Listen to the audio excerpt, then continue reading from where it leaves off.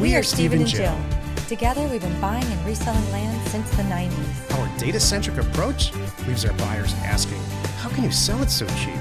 Here on the Land Academy Show. We answer that and more. Steve and Jill here. Hello. Welcome to the Land Academy Show, entertaining land investment talk.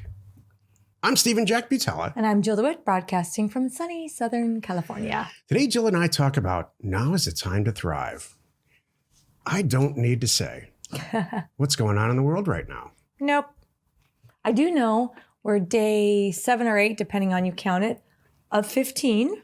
So I feel good about that. We're halfway there. You think I'm kidding? No, I think I agree with you. We've got at least some time behind us. Exactly. But Jill brings up the perfect point. That's what this is all about. How long is it going to happen? What's going to happen specifically to the real estate environment? What's going to happen to my personal bank account? And on and on and on. So that's kind of the unofficial theme this week. I will try to share the experiences that I've had. This is my personal third downturn. And all throughout this positive economic time that we just experienced, right. I've been saying some version of this. Don't worry, this next time, it's not going to be as bad as the last time. The last time was like a real estate market crash. Right. So now I hope I'm wrong. No one can see this coming. I know. So you can't be moping around saying to yourself, wow, what did I do wrong? You didn't do anything wrong. No. You just have to adjust. No, and you know what? If you think this is it in your lifetime, you're never going to experience it again. No, this is probably going to happen again in your lifetime. So, and how you handle it and how you carry yourself and how you treat everybody around you. I mean, this is important stuff. Couldn't agree more. Thank you. Happy Jill is a perfect person to fall back on here when these times happen. Oh, come on. I'm serious. I'm not exaggerating at all. You're like the happiest person I've ever met. Thank you. Before we get into it, let's take a question posted by one of our members on the landinvestors.com online community. It's free. Linda said, new member from New York here. I would love to explore other places, which is one of the reasons why I'm here. I have family across the U.S., so I think the hardest part for me is what area to start with. I am excited to be here and learn, so hopefully I can help others succeed. Linda, very cool. Great question. So this is the land show. So we have this saying in our group, and some of the people who are listening right now is like, oh, he's going to say it again. Let the data decide for you. So that there's no real version of putting a dartboard up and just, of a dartboard of the United States. Hits Montana, oh, that's where I'm going to send mail. Right. We do the exact opposite of that. We look at all the data, really try to make sense of it. Well, we can make sense of it. We've been doing this 16,000 deals in a bunch of years later. We know what's going to happen when we send mail out pretty much anywhere. Right. So, Linda, if you're brand new, make sure you go through all the education once or twice. Make sure you did the absolute right thing by posting this on landinvestors.com. When Jill and I do these questions on the show, we don't talk about really or show like the 9 or 10 responses that we typically get or somebody will get with experienced members in our group. So, to directly answer your question, you have to look at the data, look at what's available from an accounting standpoint. Sometimes you find the greatest area on the planet to send mail out, passes all the tests, but the people at the county only work on Wednesday. And you might not want to start there, or their mapping system stinks, right? Things like that. That's one of the reasons that we've, Jill and I together over the years have developed these tools like Parcel Fact, Neighbor Scoop, which by now, by open. the time this airs, Neighbor Scoop is alive and well. We record all these shows on Thursday morning, and Thursday later in the day, we have our live webinars for both House Academy and Land Academy. So I was just on Skype with our tech person, and I'm saying, can I use these tools for our live shows? And she said, yeah, absolutely. It's ready to go. So It's that fresh and that new. Mm-hmm. So just do your research, continue what you're doing. And I think the markets where you should be sending mail should pop right out. Mm-hmm. Don't you think? That's what I was going to say. Mystery? No, I was going to say, okay, Linda, you've got 10 you're thinking about, let's just say. Well, great. Put them all in a spreadsheet and run all the tests. Do all the things that we tell you to do. Everything from, is property moving there? Is it priced within your price range? What are the, days on market, obviously? buyers? Is there not too many available properties? There's all kinds of things. Yeah. So Listen to those Thursday calls too, because we, especially the land call, because we do this thing called Would You Do This Deal? And we probably review 20, 30, 40 properties every single week. And that gives you a really good feel for some of the places where I think it's just they're less attractive because there's so much property for sale. And some of the places that are really attractive to send mail in where there's not a lot of property. But there's high demand. So the property that is listed for sale sells quickly. That tells you where to buy. Yep. Today's topic, now is the time to thrive. This is the meat of the show. Crazy stuff happens in this world. I'm sure whoever you are, you're barraged by this thing, the way Jill and I are. I can tell you the last time we had a pretty serious economic recession, I call it a real estate depression because that's what it was. We were in Phoenix and it was, the sky is falling. So what Jill and I did and what I think you should do is sit yourself down and you're going to either handle this like a champ or you're going to kind of crawl in a hole and die or some version in between. And I really think now's the time to thrive. You can see these people behind us. This is not green screen or it's not, there's a lot of people out doing a lot of stuff. I know for a fact the gyms are closed that are close to our house. So I see a lot of people exercising. See these people with the kids. It's awesome. And their kids. I just watched you have little today. kids? Did you see that? There were like 4 or 5 guys out there all doing burpees and throwing balls and everything. I'm like, good for you guys. They just moved the gym to the beach. That's even better anyway. Exactly. What I hate to say it, we might all adopt this new thing. Seriously, I'd rather do gym on the beach anyway. If you have little kids or if you have children at all, or nephews or nieces or little children in your life in any way, you know that like you snap your fingers and they're out of high school. So this is the greatest. I'll get to the real estate piece of this in a second. This is the greatest. The kids probably think this is the greatest thing ever. Oh, I know. Get to spend time with their parents and, they don't know anything, as they shouldn't. Exactly. So now is the time to really, the building blocks of Land Academy and House Academy, they start with this thought, this crazy thought, or maybe a wild hair in somebody's head that certainly did with me, and I'm sure Jill, about, my day job's just not cutting it for me. That's the first little spark that happens. Well, it turns out you're probably not going to your day job right now at all. So after that spark, it's like, well, all right, I'm not going to do this day job forever. I got to go there right now. I get it. I'm going to start searching around on the internet to try to find, let's call it a side gig, just to see. I don't want to buy at a convenience store. I don't want to get into any type of side business that requires a tremendous amount of time and money. None of us do. That to me equals risk. The more money I have to spend up front, the more time I have to spend up front. That's all risk, because if it fails, you have a lot more to lose. The foundation of Land Academy and House Academy is no real risk. So it's founded on learn education. Get as much educated as you can, wherever you get educated, whether it's, I hope it's not just Jill and I. Get the tools that are needed to succeed. The number one tool for me is access to good, solid data. And then start implementing mailer campaigns and set up the tools for yourself that make sense. The inbound call tool, the due diligence tool. Maybe you set up a network of people who can sell property for you if you're into that. So these are all things that happen outside of your regular job. Well, it turns out you're not going to your regular job right now anyway. So here's my big picture point. Now's the time to thrive. So you might be the kind of person that looks at this as a massive opportunity. I personally do.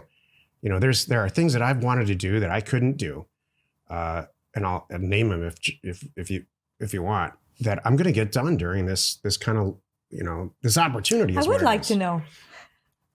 I have so many half-written books. It's silly. Oh yeah, same here.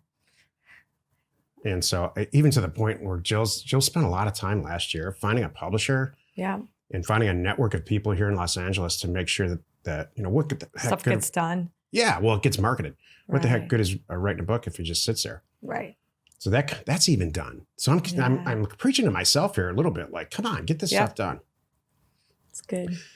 So here's my point, and then I'm sure Jill has a lot to say. I hope she does. You either have this personality where you're going to look at this thing like an opportunity, or look at Land Academy like an opportunity, or House Academy, or you don't. And this is kind of putting your feet to the fire. If you're not going to do anything about this now, you're probably not going to do anything about it at all. I'm curious if who those of you, for listeners, obviously, how you handled the last time, and if you're doing something different. I hope you are. Does that make sense? Are you asking me if I'm doing anything differently? No, well, actually, I should. Yeah, I'm going to ask you what's different, what's different this time versus the last recession or the last similar situation? Nothing. Okay. Everybody's not going to work. I mean, everybody. Right. I just wrote a blog that said, in the worst of times, there's 10% unemployment. In the best of times, there's 5%. So it's that 5% gap that we were dealing with back then. Right. Jill and I happen to live in a real estate driven economy, the way Detroit's, an auto industry driven economy to a fault, to the point where it's a single point of failure. So it hit us really, really, really hard. But what that ended up being, and this whole week is all about how to deal with this real estate recession that's coming. Right. The single best piece of advice and the best thing that I did in the most recent recession was creating House Academy. We were just in the land business. Right. So I was crazily, obsessively looking at little micro markets in the Phoenix market, and it's going to happen everywhere. It's happening everywhere, and find out where the opportunity is in the housing market, because everybody needs a place to live. Number one, and number two, the people who have money in these environments just come out of the woodwork. They don't necessarily have the talent that we have, or the people that are in our group or listeners, watchers have. The talent that we have is manipulating data, watching these markets, and going to these fat cats who have a bunch of dough, they have more money than sense, and telling them, hey, I've got this house under contract or this piece of land under contract for 10% of what it's usually worth. It's in the best of the sales pitch was an elevator pitch for me, because we didn't have a ton of accumulated capital. Hey, this house, I'm going to buy it. I'm going to paint it and put a new floor in and new appliances in for $25,000, all of that. In the best of times, these properties were selling for $225,000. 4 months it was selling for $225,000. I can buy it for $20,000 in its exact same condition. Do you think this is a good idea?